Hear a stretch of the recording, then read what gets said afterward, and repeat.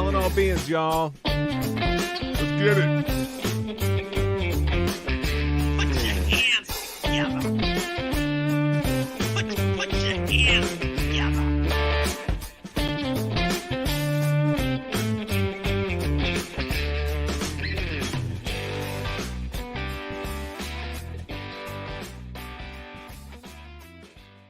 Yeah, welcome back to Calling All Beings. I'm your host, DJ, along with my brother, Money Nate. What's going on, brother?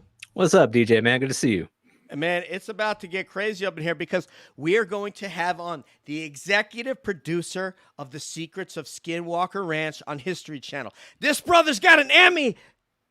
I can't believe it. Wait, did you say No, he's got an Emmy? that's not quite right? I don't No. think. What? No.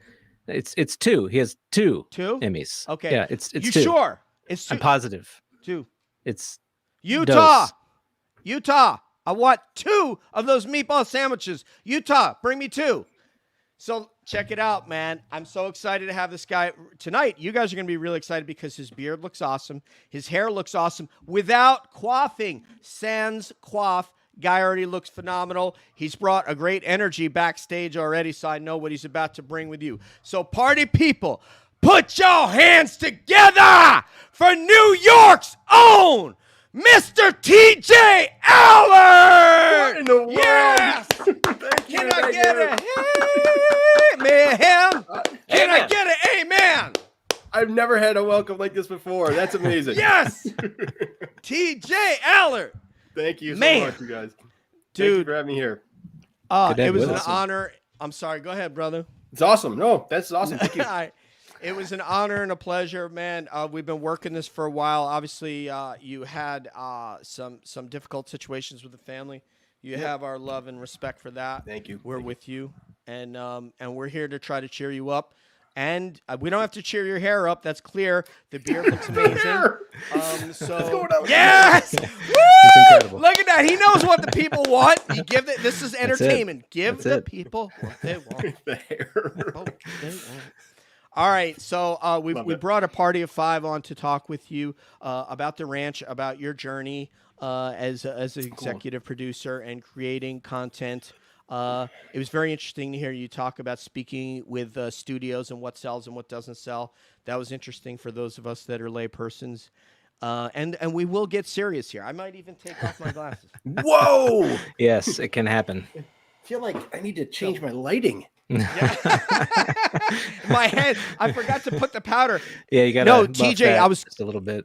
Yeah, I was going to go to hair and makeup, and just by the time I left work, it just didn't happen. So, Yeah, Okay. Anyway, he took that seriously. He thinks I I've hair and did. makeup. Yeah. All right. So, Hey, listen. Nathan, go ahead, You bro. never know. You Some never people have know. real, like some hardcore production value behind stuff, you know? You never know. No, It's true. that's because of this guy right here. I'm pointing over at Peter Brady in the cube next to me. So no, he's made this thing look professional and phenomenal, and it's not just me wailing away on audio. So thank you, Nathan. Yeah, no problem. Nathan, you got the first question from my brother TJ Allard, my brother who's doing that thing about Skinwalker Ranch. Yes. So TJ, you've been in this business for about 20 years. Is that right? Yep. And I doubt there's any kind of like conventional journey for someone who's in this industry, but how would you characterize the path that got you to where you are right now? Was it what you expected, or what kind of crazy Not turns even did a it little take bit, for you? man. Not even a little Oh. bit. Oh, I actually started off as a video game designer for No Ubisoft. way. Wow. I worked on the very first Batman animated series game for the Xbox, GameCube, and the Nintendo 64. So That's I'm kind of dating awesome. myself back in the 90s. When we used to design games back then, we weren't programmers. I wasn't a coder. Okay. That we designed. So it was called Team Gotham, right? So Ubisoft hired a bunch of designers in New York. I just happened to be one of them. I left McKinsey and Company. I started off at McKinsey and Company as an analyst training in the Okay. training program. Yeah. And it just wasn't for me at the time. I was, young. And so I got an opportunity to design games, and we made them with graph paper, Legos, and whiteboard. What? That's how we designed them. That's incredible. And, not kidding. The level design was all done like that on 25th Street, between 5th and 6th. I think it was. Mhm. Yeah, 25th. is that 25th and 6th. storyboarding? Is that a form of storyboarding, or was that the actual? suppose. No, Okay. we literally designed the Okay. gameplay, and then we'd have to pass it off to the coders, and then they would put everything into the engine, and it was running. That game was running on the old Ubisoft engine that ran Rayman, which was their big platformer. Right. It was a Ubisoft. It was like the French Mario. Gotcha. So, do you consider yourself a gamer at all? Still, I still, as I have my controllers, I still play. That's keeping it real, folks. Staying grounded. I love it. Yes, I have a 9-year-old, and we play Minecraft a lot. Nice. And we also start playing.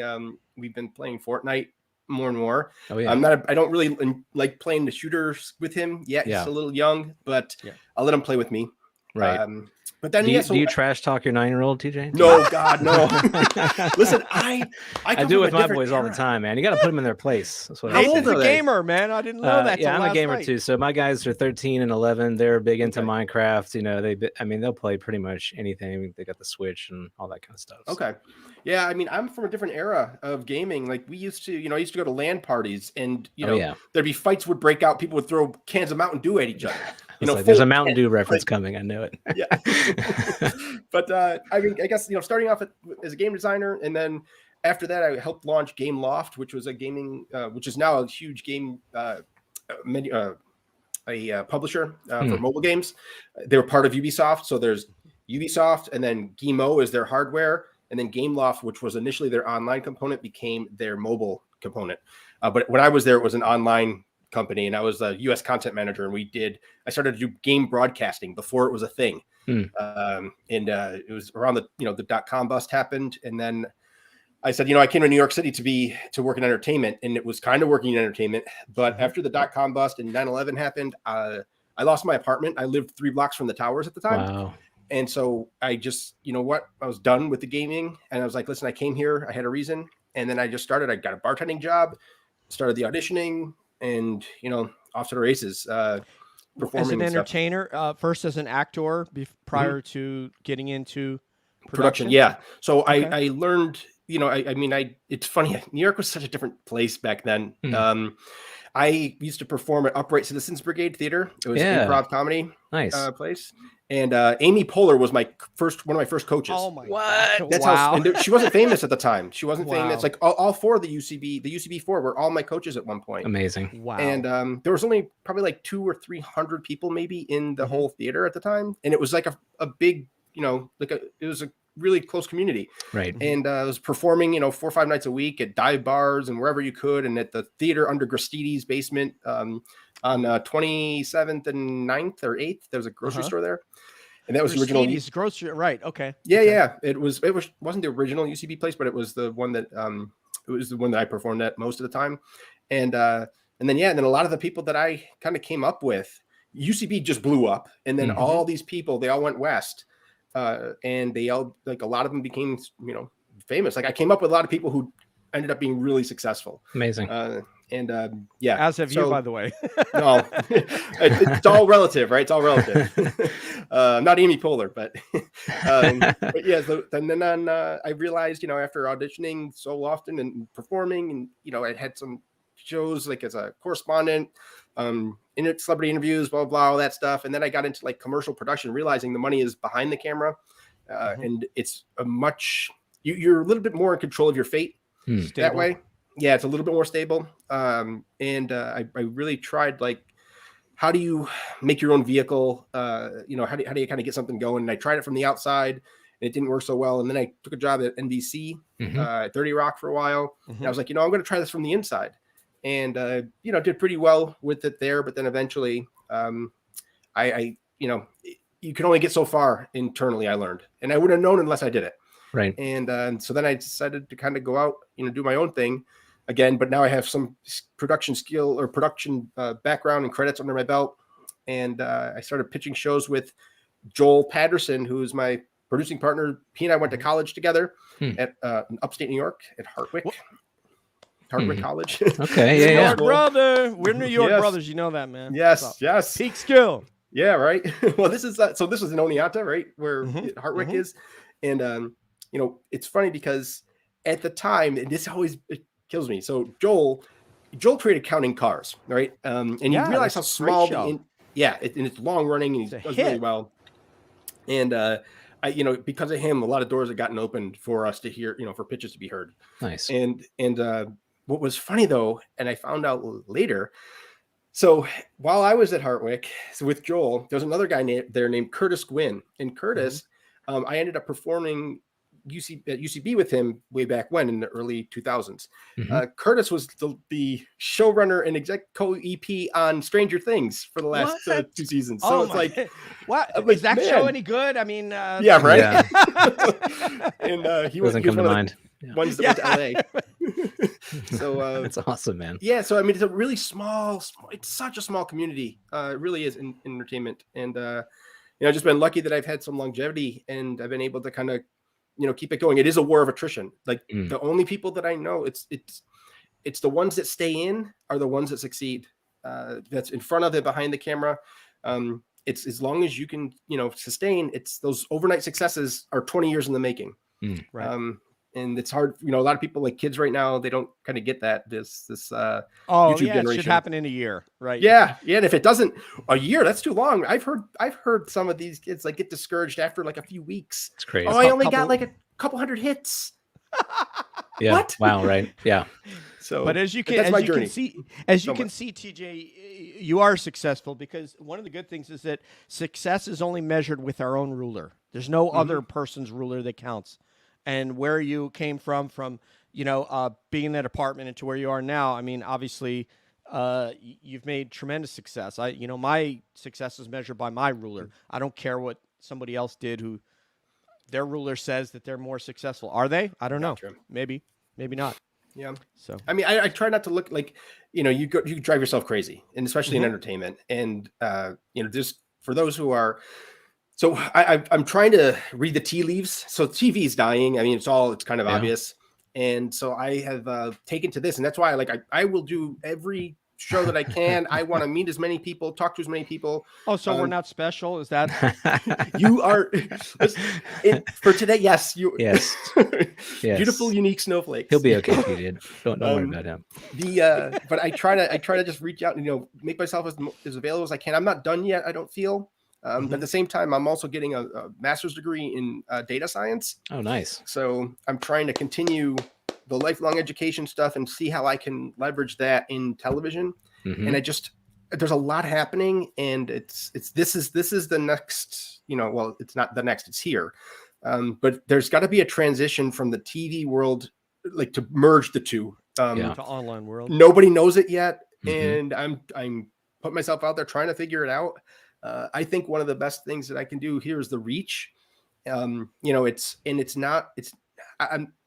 you can see, my 20 years to do what I'm doing, it's baby steps, right? You have to put in the work, put in the time.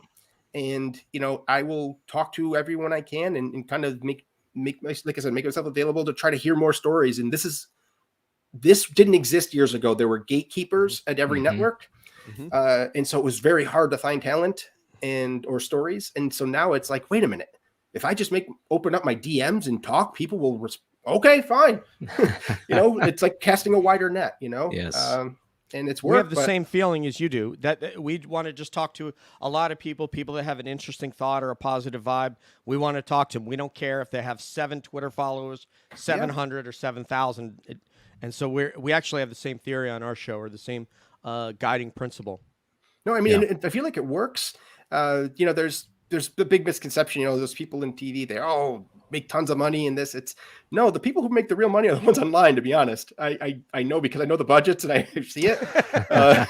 And you'd be very surprised. But this is the way. And I'm hoping that, like when we did the Twitter space, right?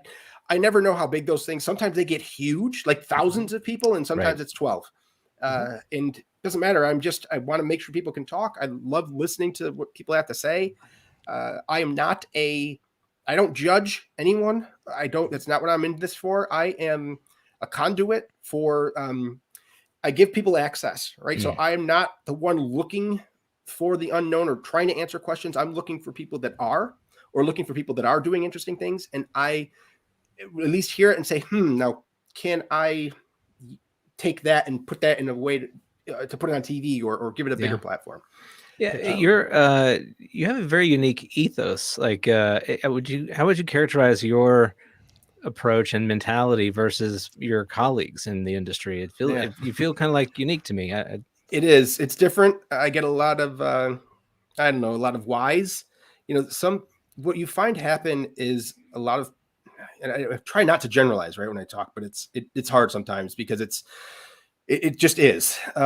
The Many people in entertainment, when you're in it, you don't see anything else. It's such a bubble, and you think that the entire world revolves around everything you're doing, and you don't ever get to see anything on the outside, and don't want to see anything on the outside.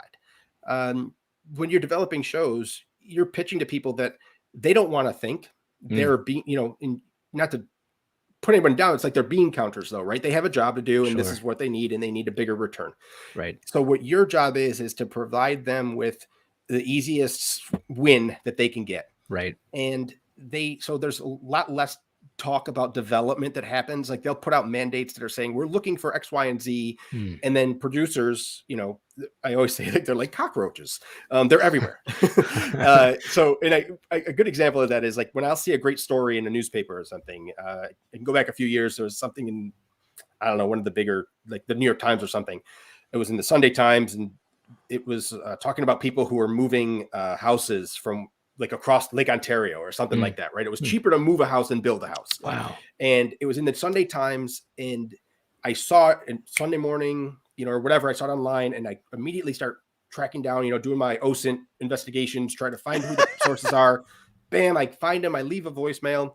Next morning, I get a call back, and the woman was like, blah, blah, blah, we're talking. And she's like, you're like the 17th or 18th I've talked to already. I'm like, man, that means that 17 other people got to you before me. Incredible. And so, yeah, but the way that I see it now, people don't want to look like I'm looking. I pound the pavement, right? At a certain level, people just feel like people just come to me, they'll just find me, but they don't. At least my experience is they don't. And I'm not at the level where I just snap my fingers and make a show yet. Someday maybe I'll have that ability.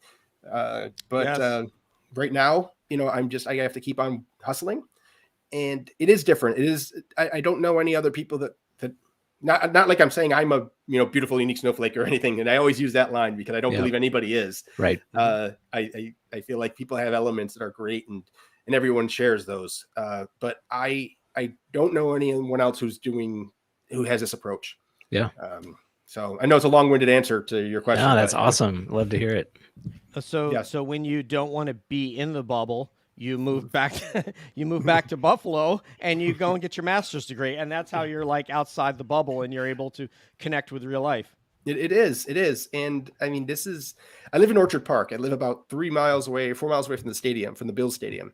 And it's a different world here. After living in the city for so long, I didn't realize it was like that up here. And I'm from central New York, which isn't Western New York, Buffalo. And living in New York so long, it's the same thing. You get these blinders on, right? And you think this is life, and everything outside of New York is like diet life, I used to call it. It wasn't really life, but it was. And now that I'm outside of New York, I'm like, that's crazy. This is real. Some perspective. It is. Yes. It is. Yes. And so in the industry, like where I live, there's a couple of huge YouTubers here that I never knew. I mean, tens of millions of followers, and you wouldn't know where they're from. And so it proves that you can do it anywhere nowadays. It's just trying to catch a wave. And, again, I'm kind of just going through this all like, I just want to be as open as I can for people and try to reach out. And listen, I've pitched so many things that I've already heard from reaching out like this the last year plus, that it's amazing.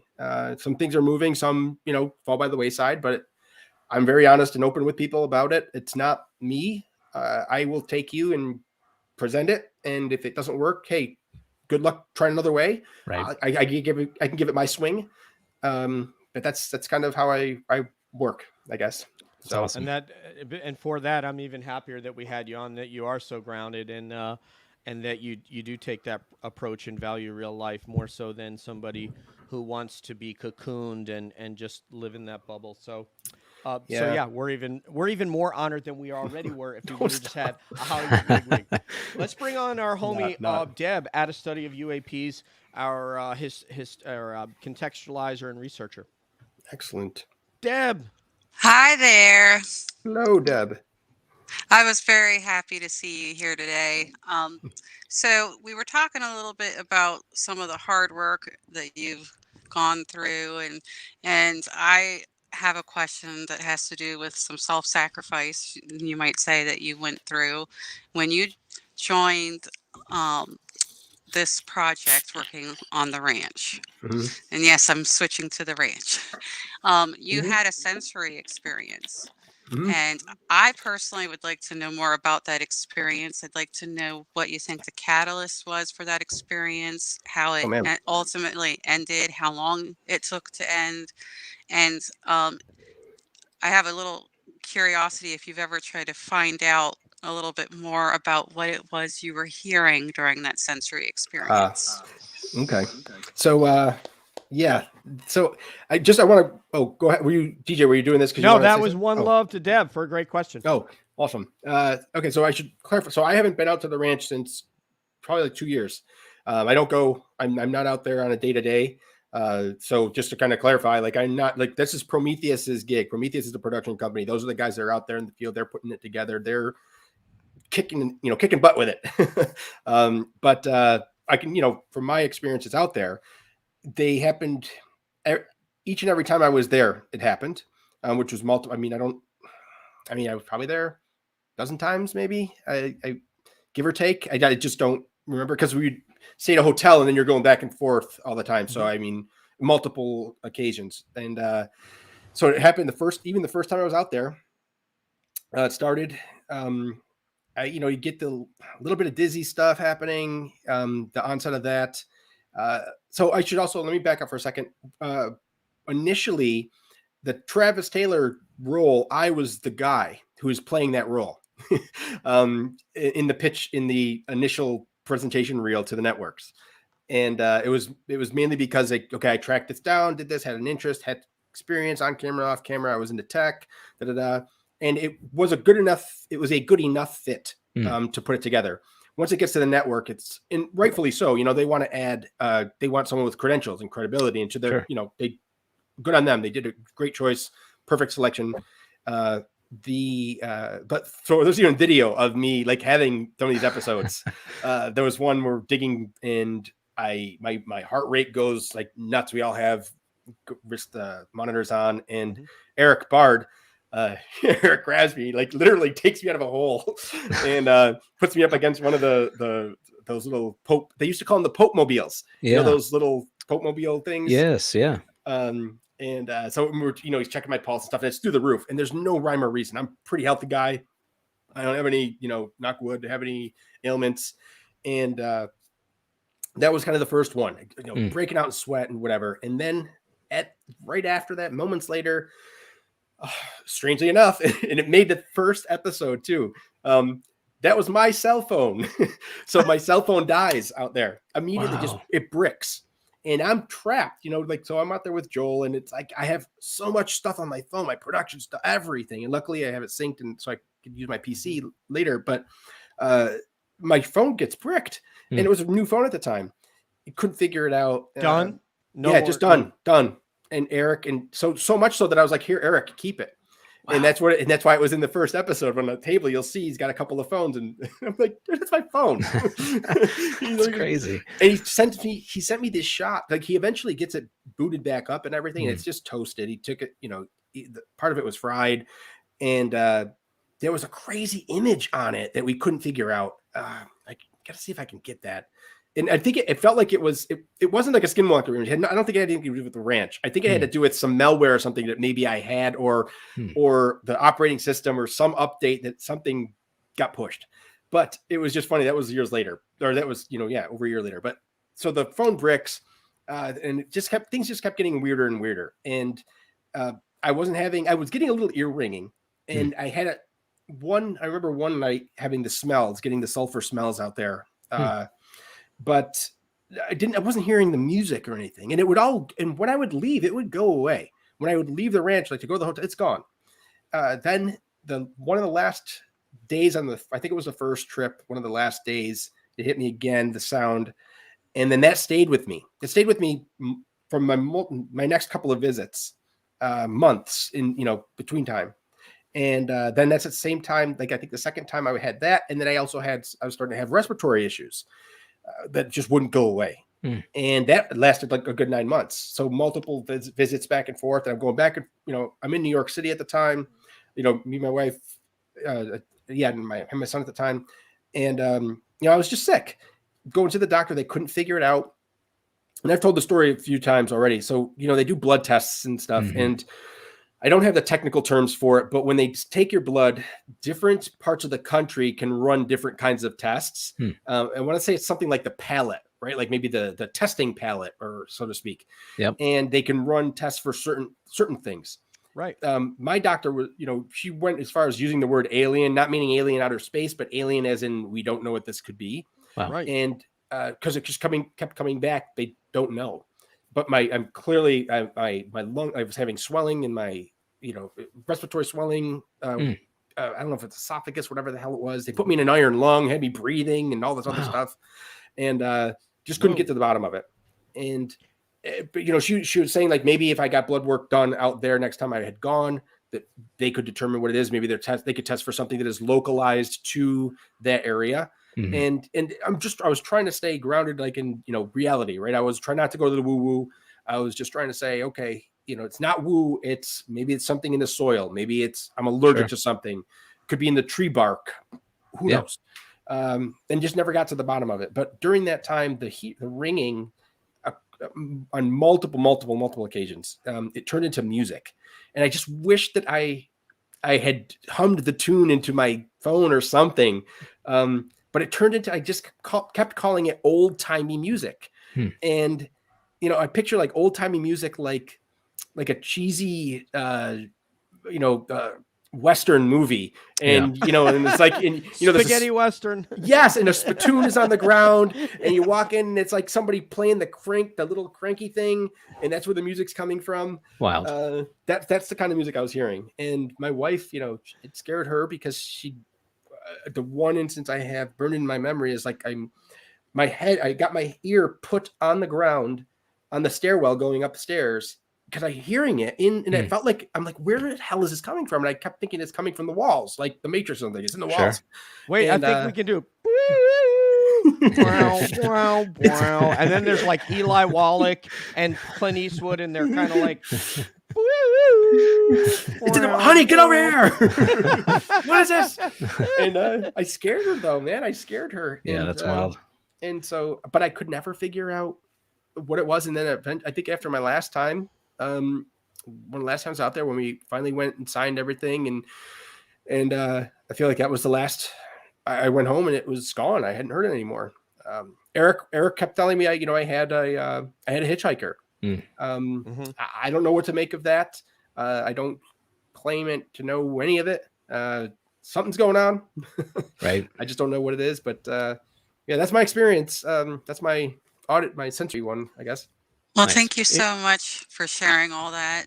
I wasn't Thank you, dodging brother. any. Is there anything else? Like, No, I hope I didn't leave anything out. What I want you to do, TJ, is to take us inside the rental car. You've left the hotel. Okay. You're driving to the ranch. Okay. We arrive at the ranch. And as you're getting ready to turn the car into the ranch, is there a feeling that you get, or is it just, I just pulled into Gristides' garage? No, what do you feel when the you first enter time? The first time I was scared to death. All right, I was super scared, and the signs and stuff that you see now, they're not there. The ones that I have photos of me first getting there, and like Jim and this woman Michelle, they were kind of escorting me on. Me and Joel taking us on, and it was it was more excitement and fear, and But after that time, because I realized the first time, what I'm sort of trying to get at is what you felt when you're just like, okay, I'm going back. It's another day of shooting. And now that you know what to expect, how do you? Oh, so yeah. there's that first episode they were saying shields up, right, where they were talking about like like that, Star Trekism.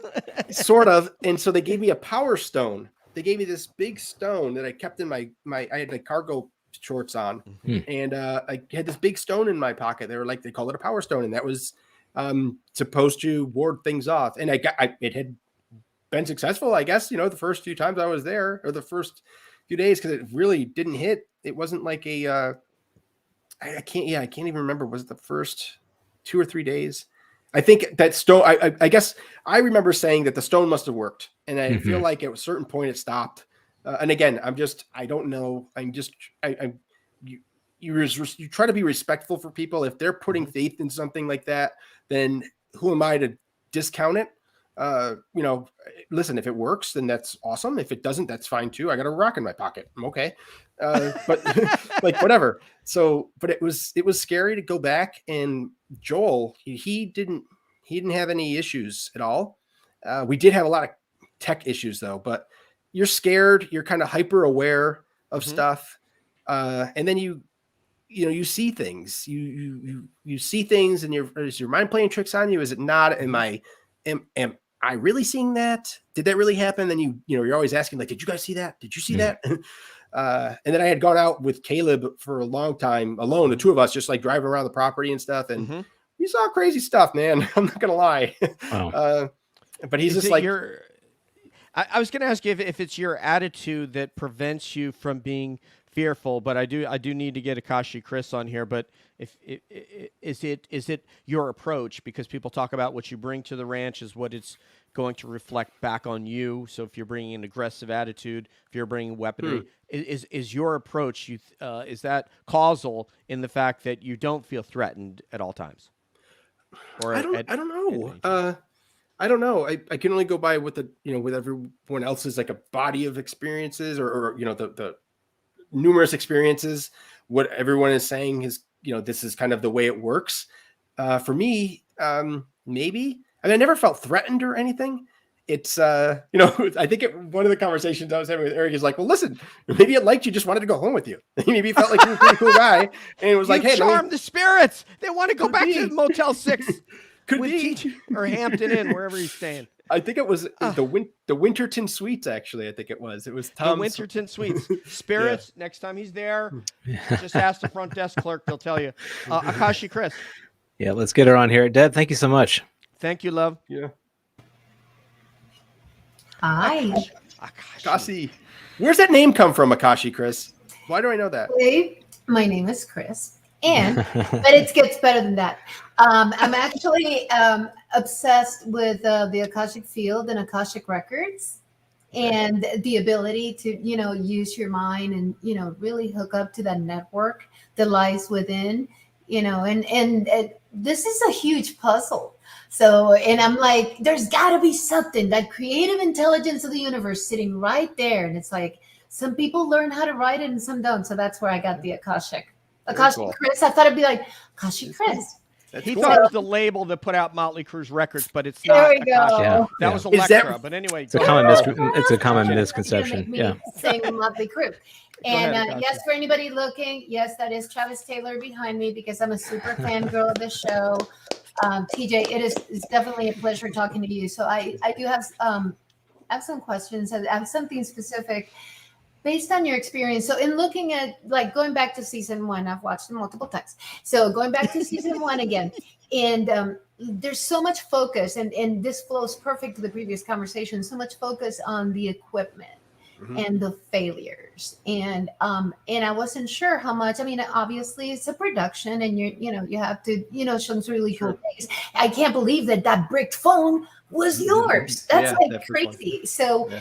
As a producer, and what percentage of your efforts do you think were hurt or halted or somewhat distracted by the phenomenon? Because that I think you were in a living lab under conditions that might not want you to find out. So can you tell me a little bit about that?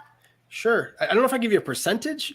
Just a feel, it's No. I don't. I'm just trying to be like as transparent as I can with stuff. Like I'll answer all this as best I can. The equipment thing is you always bring backups upon backups, right? So you don't miss a shot. You don't. I mean, well, no, you can miss it in the moment. But I mean, if your plan is we're going to do an aerial shot of this, fly over the ranch with a drone. I keep hitting my own microphone. I'm trying to set up a new. Yeah, it's all Sorry good. about that. I'm trying to set up a Love it, man. mic here. You're as cool as the other side of the pillow, TJ. Continue, please. If you're trying to get a shot like that, or like you got something slated to do, you're gonna get it one way or another. If it doesn't work that day, maybe it's the next day. If it's something like that, so you're gonna get the stuff done. But it's definitely a pain in the butt. Like I had one of our DJI, the Phantom 2 Pro, I think it was at the time, the big white one. Sounds like bees, when it flies. Thing fell out of the sky, like literally fell out of the sky, just like you saw in front of Homestead 2, how it would lose. The difference was it was in the air when it happened. Wow. And it just, and at that time, the guy who was shooting with us, he was, he works on the Expedition Unknown, the one with Josh Gates. Josh Gates. Yeah. So Evan Stone, his name is. He's awesome DP. He travels the world, and he's like, "Listen, guy, I've never seen that. Like, he's been everywhere. He's seen all of it. With Josh Gates has been everywhere. So yeah." And Evan's like, "Dude, I don't know." He goes, this stuff does happen in these certain locations around the world. So I don't know if there's anything gets actually missed. Stuff gets lost though. And so that's funny. One of the first times we were out there, Brandon, the first day we shot, we were doing some shots, me and Joel. This is the first trip we took out there. First time I met them in real life, after tracking them down for over a year. When we left and we went back to the hotel that night and you check all your footage and okay, let me step back. Footage doesn't exist unless it exists in two places, right? Doesn't matter. You can have a copy. If you don't have a copy of something, you might as well not have it, because if that copy gets lost, then it's useless. So when you bring it back, it's called dumping your footage, right? You dump your footage and you make a copy of it. And so after you make your copy, you check everything. And Brandon was like, I'm going to be curious to see if you guys got all the stuff we shot. And there was some corrupted stuff. We missed one interview. We lost a lot of, and it kept going in and out of focus, which was weird because it was a manual focus, so it shouldn't have happened. Bizarre. But when we told him, we got most of it, he's like, well, that's a first. He goes, and you guys are the chosen ones. He said, because most people don't get any footage off the ranch. It just doesn't come off. We're like, wow. So that was cool. Wow. Not that anyone was out there, other production companies were out there trying to shoot it. He's just saying, historically speaking, nobody gets any shots off the ranch. And that's exactly what I was wondering, because it seemed like that there's something trying to stop. It's a combination of factors, right? But there's obviously something trying to stop you, and I would think that would cause some major headaches from a production perspective, because you always have to plan 2 or 3 times for something that other people don't have to be challenged with. It's true. It's so true. Like brute force, right? Maybe it can't stop brute force. Like maybe it can stop 1 or 2 cameras, but if you have a dozen, it's like, all right, I can't stop all of them. So one of them's going to catch it. Or maybe I have so many questions, but I know we're running out of time, so I'm going to turn it back to him. But I just wanted to thank you so much, TJ, because it's been a pleasure, and hopefully we can have you back because we have more questions. Oh, yeah, there's going to be a lot. We have to have part 2. Absolutely. Cool at the cab, so thank you. So I'll give it back to you, DJ and Nathan. Thanks, Kashi. Yes, ma'am. Let's bring on Flair, and he has a question. He has some serious questions for TJ here. It's about to get serious, guys. Very serious. Hold on to okay. Oh man, let's get prepared. Can you handle it? Okay, we'll do this here. We'll do some of Touch my pearls. You gotta adjust. All right. Actually, I want to go back to your sensory experience. Actually, switch gears back to that. I got some questions. So yeah, I might know what might have happened to you. I need some more answers first. Like when they were screening for allergies, did they check for pollen? I imagine watermelons, silver nitrate. Did they screen you for that? Maybe. Oh God, I don't know. Okay, should I know? That's pretty important. Why would wait? Why? Well, just part of my theory. You know, we can come back to that. Okay. That's a good beard. You got a nice beard, actually. Very nice. No doubt, man. Does it grow fast? I bet it grows pretty fast, right? Dude, I think if I didn't, if I went 2 days, it would be your my condition. everything. It's King Leonidas in the flesh. So. Right. Now I got your. Now I understand silver nitrate stuff. Right. I wanted to start with a. Uh-oh. We lost. Scared I'd mess that up. Who is your daddy? What does he do? What are you doing? Who's your daddy? What does he do? Yeah. Okay. I love Anyway, that back to soundboard, the man. I first miss that. Those are the best internet days. So good. Those are good times. All right. So on the night of November 19th, 2021, which was the Beaver Moon, the last full moon. Okay. I didn't name it that. Did you experience any excessive hair growth? Oh my God. I don't know. I don't know. I always have excessive hair growth.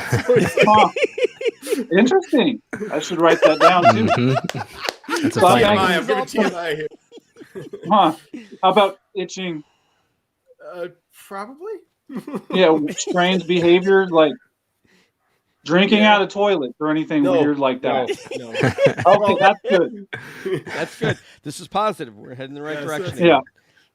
Yeah. I don't know how weird very that is. good. Isn't it a TikTok thing now? People make stuff in toilets and then they eat it out of the It toilets. could be. It probably is a TikTok thing. Yeah. Yeah, I think I people don't make know. banana, like they make Prison ice TikTok. creams. Yeah. Yeah, they make We're Is it hoping. TJ? What's Is that what you watch now? No. If I watch, I would know that, but I think I had heard it somewhere. that It's someone okay. mentioned that. I will not judge you. I will not. I watch whatever I can, Okay. man. I'm looking. Cool. It's cool. So do your like odd tastes like trigger any hostility from your coworkers? I mean, you know, the drinking from the toilets and the weird scratching. Yeah, okay, I could The say. Flair, you odd better get TikTok videos. I mean, Wait, I'm going to do like the judge in A Few Good Men. We better get somewhere, counselor. You're leaving like these little nuggets, right? Yes. So when I'm hearing, Yes. like, so you have to be pretty crass to get this out. But have you heard of this thing now? They call it poop mask in the office. Have you heard of this? Like people I have not. I guess it's a thing. I haven't been to an office in a while, right? Because of COVID times and everything.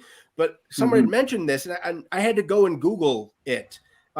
I guess a lot of HR departments in bigger companies, you're not allowed to wear your mask in the restroom if you're going to the bathroom. I don't understand it because it can get on your mask and pollute your mask, and then you're spreading that. Like, oh my God, Who knew? So when you talk about drinking out of the toilet or something, it just kind of triggered that. No, that's cool, man. I like where this is going. Random info. Yeah, random info. Okay, so how about let's talk about favorite food. Like, how do you like your steak? Well done, rare, radioactive. No radioactive. I like it very rare. You like rare? Okay, that's very interesting as well. That's interesting. Yeah, Isn't it? Yeah, I think so. I think if it's well done, it's like eating leather. Right. Do you have a predilection towards certain types of protein? Perhaps like lamb, maybe goat. I do love lamb. I think you better come out with it, Flair, because I think all the signs are there. Yeah. He wants Interesting. Time for a Go ahead and diagnosis. ask him, man. How about lycanthropy? Have you ever been diagnosed with that? No. That's what my theory is. You ever reach for a milk bone sometimes? As a matter of I do. I have crazy stories about that. I do. A friend of mine, when I was a kid, his mom used to give us milk bones as treats, and I tell my son this, and he calls BS on me, and then we have a dog. I take a milk bone and I'll bite a milk bone, and he'll, Dad, what are you doing? And I'm like, no, it doesn't. You can eat it. It's okay. It's almost like he's a prophet. Flair, you are prophetic. I don't know what to say about what I've experienced just now. Yeah. Wait, what was that? What was that? You are the secret of Skinwalker Ranch, aren't you? He hasn't. He believes. Flair, tell him what your theory is. Yes, you're a werewolf, bro. You are a werewolf. That you got bit. That was your experience. You had some time lost, sweating, all that stuff. Would you like to respond to that, TJ? Honestly, be honest with us. Listen, it could be. I can't say no. I could see that now that you're saying this, I'm having like that aha moment at the end of what was the Bruce Willis movie where the kid was dead? Yes. I'm having that flashback. All of a sudden I'm like, oh my God, all these things playing out in my head. Like, you're right. Yeah. So all along, we may have solved it here. Yeah. Right. All right, Chris. I mean, I don't know what to say now. I feel like we might have answers now. We've been wondering what's going on in this ranch, and now,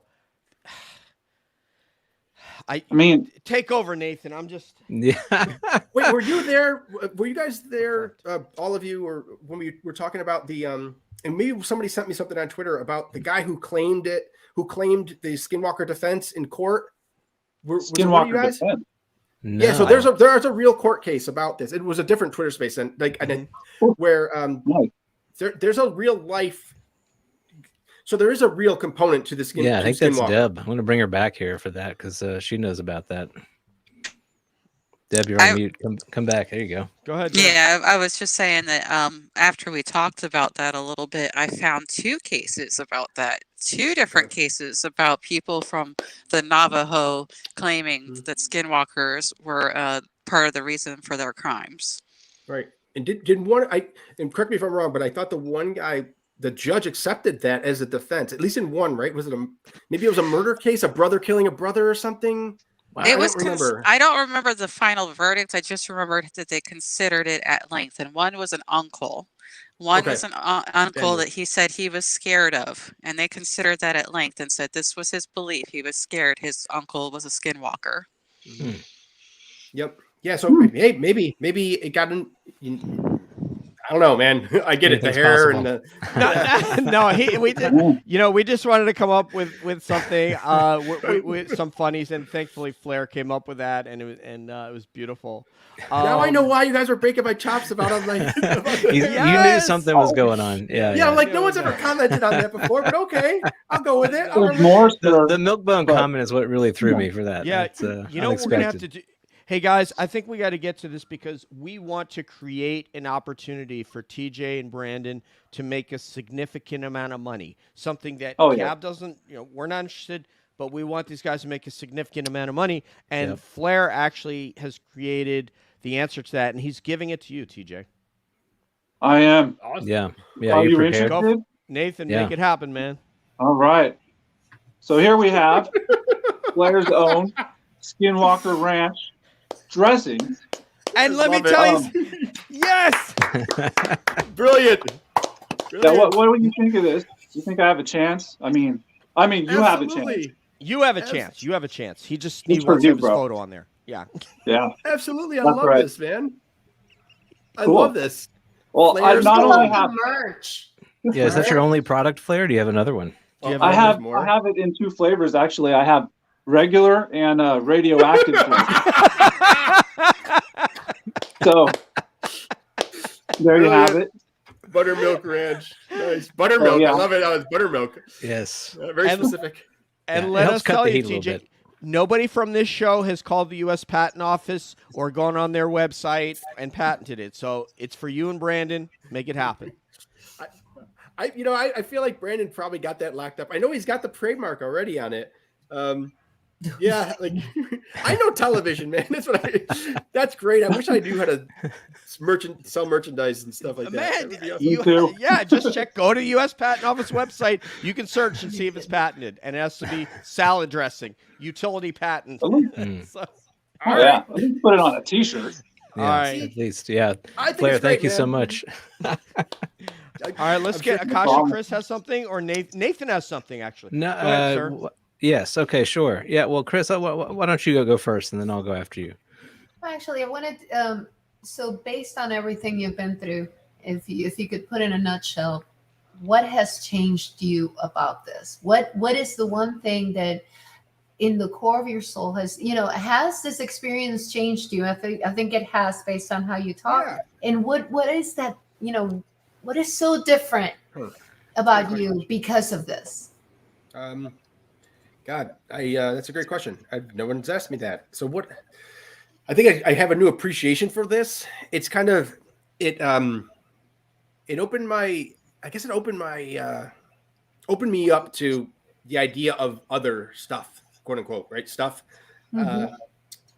I think when I had initially, let me step back because most of the TV I'd done prior to this was like real estate stuff or home renovation shows and things like that. So this was, I was approaching this as a television project, and I didn't expect to have any of that, any of the experiences that I had. I was an outsider when I had first started the research and looking into this. Being an outsider looking in, I only knew as much as everyone else about the legend and lore and what I could expect and what could or couldn't happen. I always believed, since I was young, my parents would tell me, like, I was very, like, almost evangelizing about there's aliens, there's life off the planet. And they would always tell me there's nothing there. You're crazy. And it's like, well, no, I got a TV show about it. So, So the difference though is now it kind of validates it somewhat. But I didn't go into it thinking that it was going to be what it is at all. I pitched this as a paranormal Oak Island. That's how I pitched it. Oak Island was my favorite show. I was frustrated with television about these short run experience or these short investigations about ghosts, right? 2 nights at a haunted, quote unquote, haunted place. Guy takes his shirt off, wants to fight ghosts with crappy cameras. I was like, that's not science. There's nothing about that at all that's interesting. But this is kind of the way culture had gone. Like, we want that really, the junk food, I guess, so to speak. Yeah. How do you set up a long-term experiment with every device that can measure something all the time and then track the data, right? Look at it. So I went into it with an open mind, but thinking this was a great science project, a great television concept. But then when you get out there and you have experiences, you're like, holy, what? Like, and then you can't tell people because it's almost like, the veil had been pulled back, right? So it's like, I don't know how to describe any of it. I can't attribute it to anything.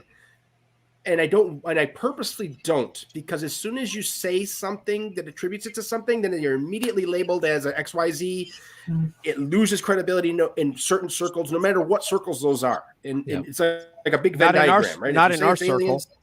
Well, no, not in our circle.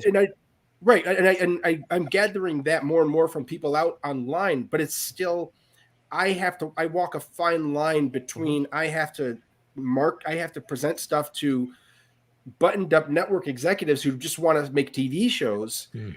So I can't present them something that's so far out there that they're going to be like, man, I'm not on board. Yeah. Like I tried that with the Bigfoot thing at one point. And I always tell people this, for what I have learned from talking to Bigfoot people, the plural of Bigfoot is Bigfoots, not big feet. I know. Didn't know that. I did not either. Like your friend Joe. For me. I really didn't know that. Yeah. Wow. Yes, of course. Yes. And so when you Funny, it's true. It's like, it is. And when I would pitch Bigfootses. shows, Bigfoots is right, big feet. But when I would pitch that, when I would talk to network people about it, they were always like, well, there's never evidence. They got the show about hunting Bigfoot. They'll never find anything. It just show's going to go on and on and on. It's kind of like chasing the dragon. The difference here with the one I pitched was, if you take, there was a documentary I think done. It was called like something 411. It was about missing persons and Bigfoot sightings. And if you overlay the two maps, the correlation is just scary. So it makes it look like Bigfoot kills people. I mean, the sightings, the number of sightings and missing people. Seriously, if you look into it, I think there was a documentary. It's almost like when you see that data, you're like, you've got to be kidding me. And then, but the problem is, in TV world, you'd want to believe, like, you want to create a great story and you want to create this potentially fun narrative. Like, there's something fun about studying the unknown at Skinwalker Ranch, right? There's a science element. There's the unknown element, just like Oak Island, paranormal, right? There's all of these. And with the Bigfoot one, when you start getting real like that with a missing person or like people turning up dead, right? The question you start asking is, okay, so in being completely open, frank about it, like, what's more plausible? a mythical creature or an alien comes down and kills people, and we have no evidence of this, or some crazy people dressed as Bigfoot killing people. Wow. Unfortunately, that is more plausible. Yeah. And so the networks don't want to touch it.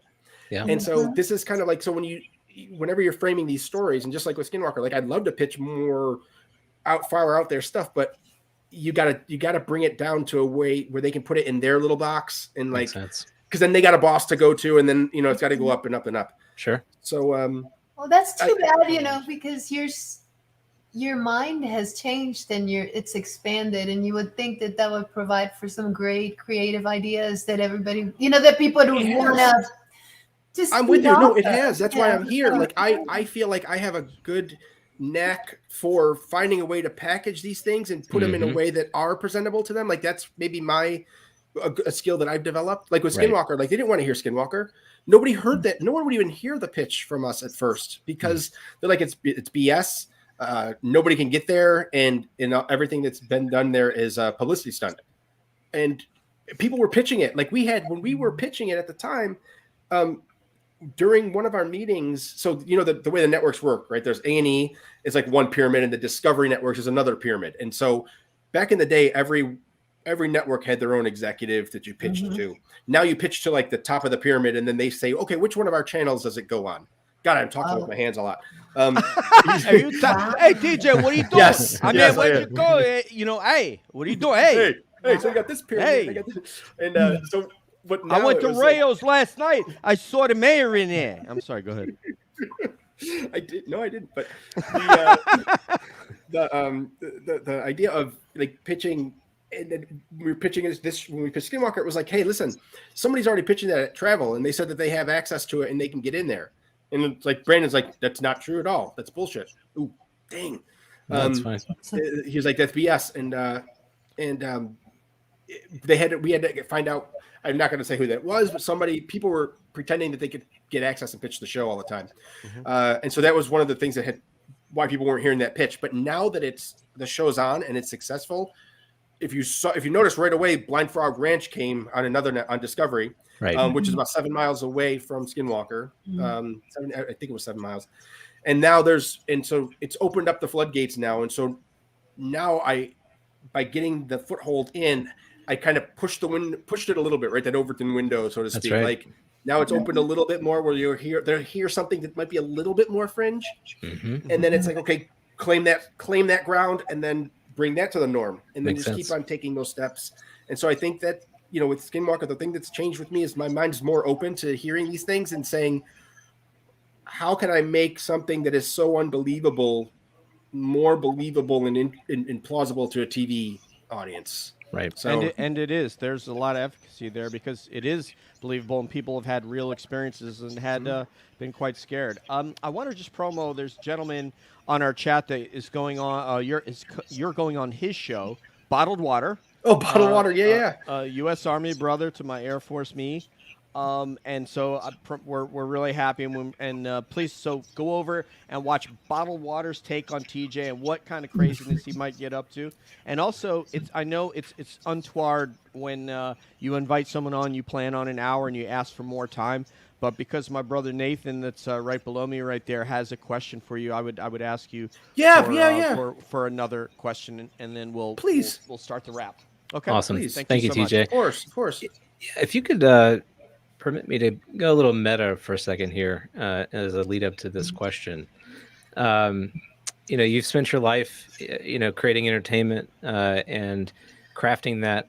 And when you're doing TV or you're doing movies, you're creating experiences for the audience. You're taking them on a journey, right? You want them to go through a journey. And if, sometimes that formula like works and you get them exactly where you want to go. And sometimes it doesn't, but the point of the whole cutting scenes and that kind of thing is to help people get from kind of point A to point B, right, on a show. So take that concept. Is the phenomenon, what kind of show is it putting on for us? What journey does it want us to go on?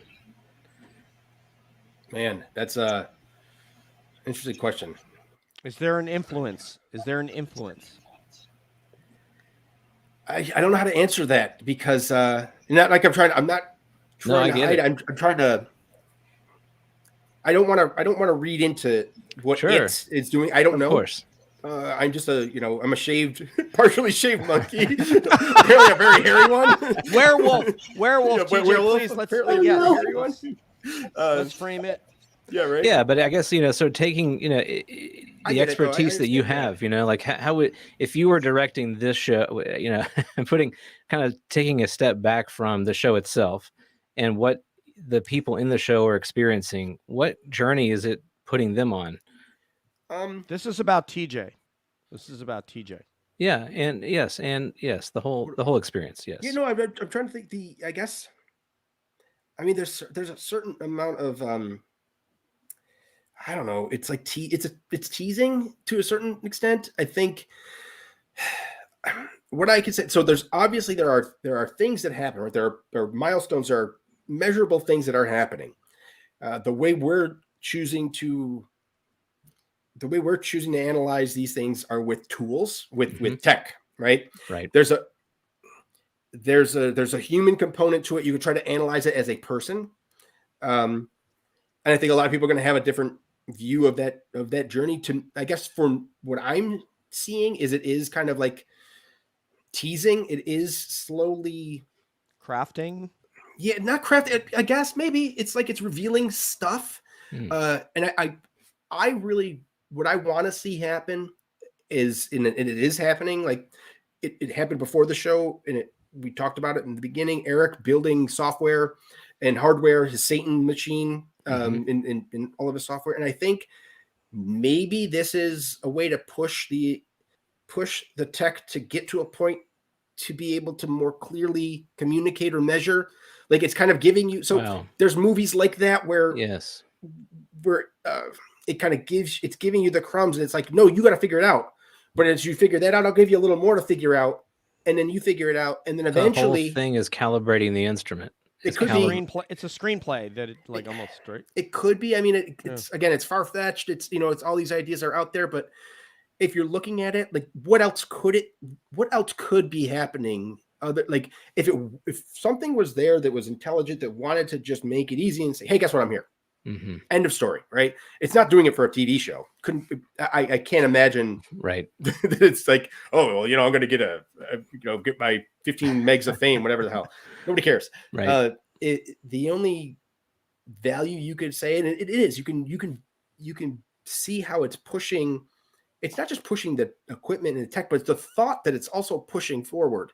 I mean, think of where it is. Like there's a legit TV show, a hit TV show on cable that millions of people watch. Yep.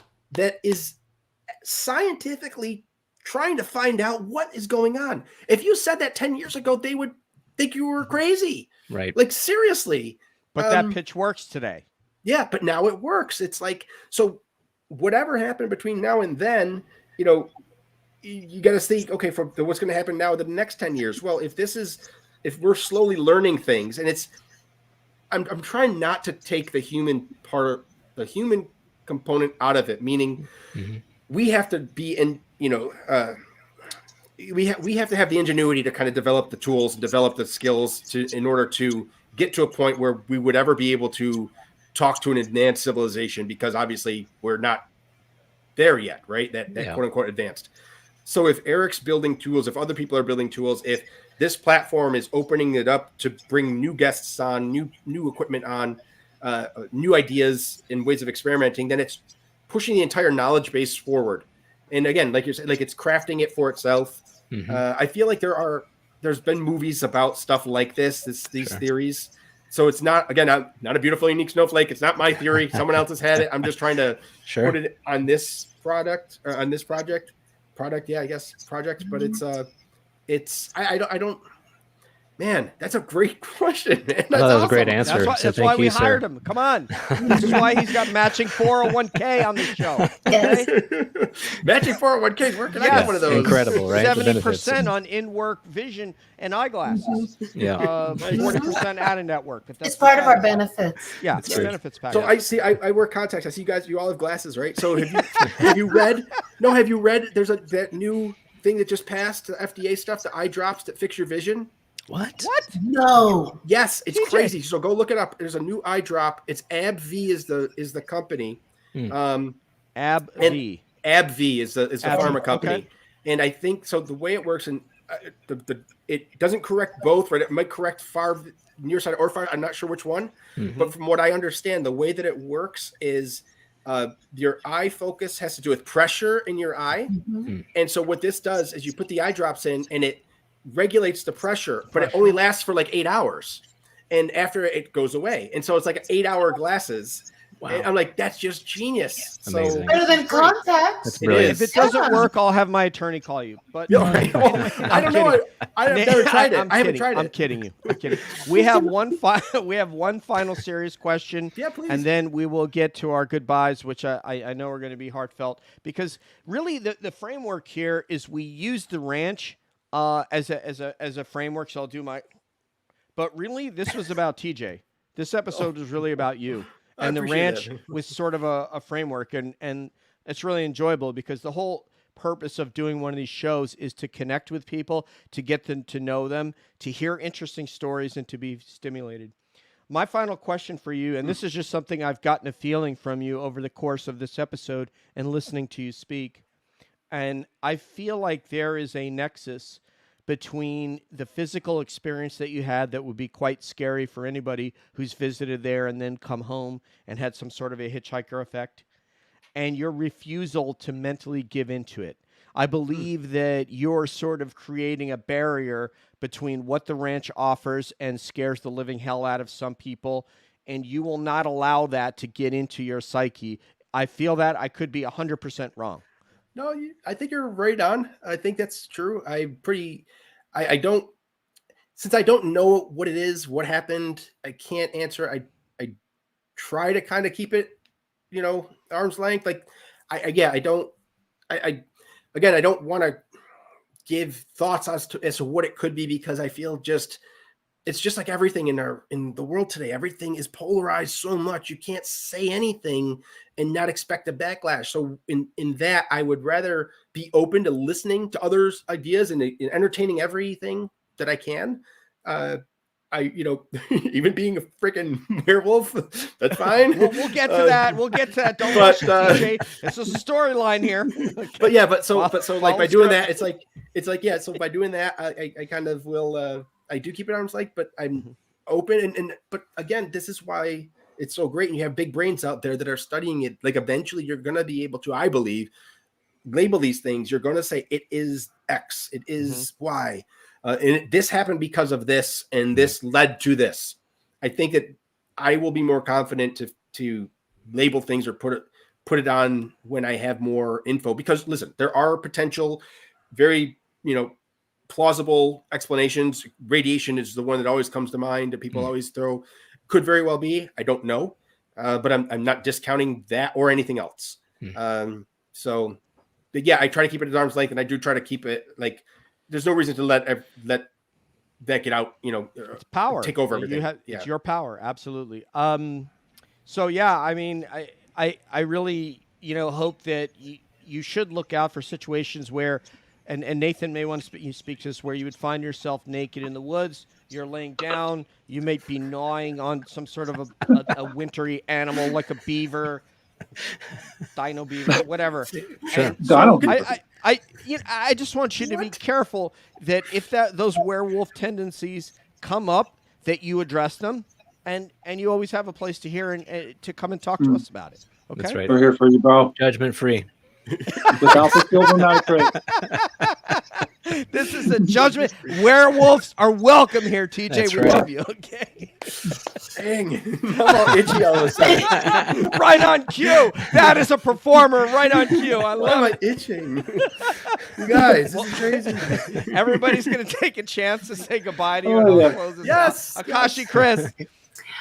TJ, it's been a pleasure. Yes, thank you thank so much. This is just, you have no idea how excited I was about today, how nervous, and how I'm like, oh my God, I'm going to talk to TJ. So I'm like that meme with, the guy, that's me. I'm for So Clip. thank you so much. So, Oh, of course. and then the Richmond. So I appreciate you being here. And Yes. can we have you back sometime? Of course. Yeah. Seriously cool. Of course. Like, so I put it out there too. Like, I'm trying to do. I want to do these on a regular basis. Yeah, I want to get out there and I will. Like, just I got bottled waters this Saturday, and I was hoping not to do them so close together, Sure. but this kind of just happened that way. But I think I'm going to try to space them out every few weeks or something. But yeah, I absolutely will. Just Invite TJ on, people. Content creators. Please. He want to talk to you because he ain't like that. He ain't all Hollywood up in here. No, not at all. I try not. No. Money Nathan is next. Oh. Yeah. So TJ, I gotta say, you have opened up my mind a lot tonight by what you've offered about the show. I love the show. I've watched both seasons and really have gotten a ton out of it. But your perspective on it has totally changed that for me, and it just taken it down a whole different path. And I just can't thank you enough for that. And I want to say too, as a fellow gamer, that experience plays in, right? So like, I have to believe that that early experience that you had developing games, has led to your success and gives you a unique perspective on everything that you do, particularly with this project. So keep up the great work, and we'll talk to you again in the future. Yeah, absolutely. Thank you. Gers Flair. All right, Matt. Hey, it was great meeting you, and thank you for putting up with me. No, this is awesome. There's no putting up with you, man. This is great. Avoid My wife silver. would be asking me why I'm itching all the time tonight. No. No, you put it in my head now. Yeah, It's like Right. The ranch isn't That's in my his head, but job. the werewolf narrative is. So. it is. It's Yeah. stuck. All right. Well, I'm glad I entertained you. That was my goal. So thank you for being here. It was an honor to meet you, man. Of course. Seriously. Thanks. That's awesome. You guys- Deb. I just wanted to thank you for sharing about your personal experiences, and we are here to support you. And if you, ever want to just get more research on Skinwalker cases or anything, just let me know. At A Study of UAPs, Deb she loves to research. So if you want to know about something, but you don't have the time to look into it, you can DM Deb and she'll do it. She's absolutely phenomenal, and she's just a lovable person. So. Deb, that's your thing. That's your Well, that's not my full-time job, but that is what I'm doing here. No, it's awesome. Awesome. I'm sorry. I just want to say that I'm extremely proud that two of our members you see at the bottom of the stream do work and counsel from a psychological. Yes, you, Flair. Yes. Do counsel kids from a psychological perspective. So both of them are degreed in that field, and we're extremely, extremely proud of both of them. That's Deb and Flair. Awesome. That's awesome work. Okay. So yeah, and if you do, well, whatever. Not what? You're not degreed? I'm working on my degree. You're a degree of beautiful over there. There you go. And so Deb, so yeah, if you do want to know about something in any of this field and you DM Deb, she will go out and get some information for you for what you need. Okay? It's always good to know. TJ, You guys are awesome. thank you, brother. We had so much fun. Yes. Thank you for playing awesome. along. You have an amazing smile. It's infectious. It's almost like, I don't want to talk about COVID. It's like the flu. It's like So I love it. So since I Wear a mask. talking with Dang you it. guys, it's really funny. Like I've been called wholesome, aware of the You're flu. My smile is flu-like. I mean, this is great. There's all these new things about me. Yeah. that I What didn't great even know. for self-esteem. You won't find us on any other show. Lift That's you for up. sure. We're gonna raise you up. I mean, you're gonna get so much love. So thank you so much for joining. So for TJ Allard, for Akashi Chris, for Money Nate, for Flarius Maximus down there, and for Deb, this is DJ saying peace out, one love, and we'll see you down the road. We're always wondering what's up around the bend. Thank Peace, you, y'all. everybody. Peace.